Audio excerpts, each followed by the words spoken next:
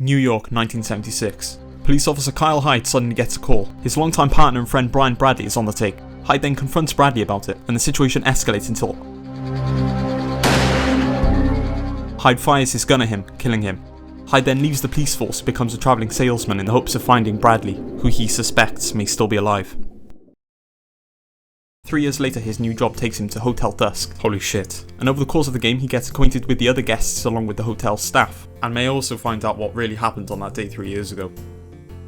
Released on January 22nd in North America for the Nintendo DS, 3 days before the Japanese version actually, and developed by the now defunct Sing, Hotel Dusk sees you navigate the hotel using either the D-pad or the touchscreen, tapping objects to inspect them and talking to people to gather more info about the hotel, who they are, and how everything relates back to the mystery of 3 years ago. While playing, the DS is held sideways, with an option for left-handed people included. I thought this was a really cool way of doing things, and it also made it so that you had the person you were talking to on the other side, which made it look like they were actually having a conversation in front of you instead of two front-facing characters on the screen like in a visual novel. One problem I did have is that my hand would start aching a bit after a while, but it was never a huge issue. The first thing you probably noticed about this game is its art style. It looks amazing, and the game's 3D environments found on the top screen really complement this look. The animations to the characters were rotoscoped too, which gives the more intense scenes even more weight as you feel like they're actually happening. It also brings out each character's unique personality, and all of them are great, with the exception of Jeff Angel. He's just a...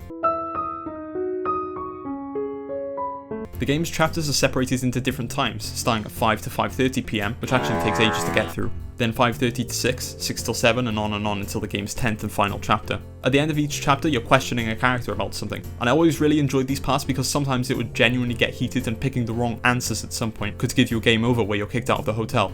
And the dialogue was great, not only during these parts but throughout the whole game. It really sells the 1970s America setting despite being translated from Japanese and made over there. Seriously, Nintendo localizers just know how to do it, man. Not once was my immersion broken in my 12-hour playthrough.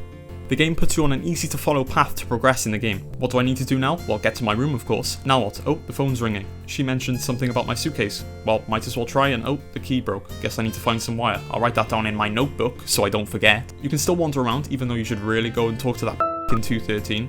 But outside of just taking in the sights and finding the numbers of the vending machine, which I couldn't be bothered with, there's not much point in doing so. I did end up using a guide for some parts, like how was I meant to know.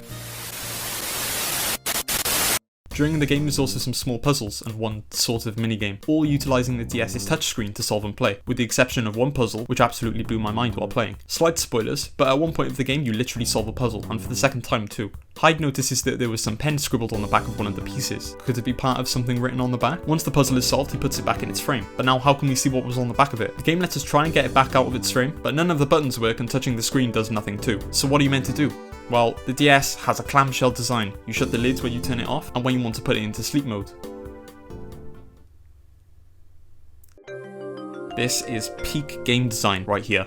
But what about music design? The music in the game was also quite good, but nothing really stuck with me as of writing about 2 weeks after finishing. Also, side note, the composer, Satoshi Okubo, did the music for Suzumiya Haruhi no Gekido, a Just Dance-like game with Haruhi and Haruhi music. I actually tried playing it once on an emulator and I got my Wii remote working, but it was janky as hell. This game has been sitting on my shelf since 2023, and I really wish I had got to it sooner. Like, all this time I was missing out on one of the DS's finest gems, which leads me to its sequel, Last Window: The Secret of Cape West, which I will get to at some point, but it's like £40 and I don't know if I really want to spend that money right now while I still have other games on my shelf plus the games in my Steam library. Also, not long ago, as of writing at least, Arc System Works got hacked and loads of stuff leaked, including a game that had a similar art style to Hotel Dusk. I haven't been able to find any images of this, but if there was some kind of re-release or even a new game that was similar, that would be really cool. There's probably some really interesting ideas they could pull off with using the mouse feature on the Switch too, so hopefully over the next year or so they'll say something about it.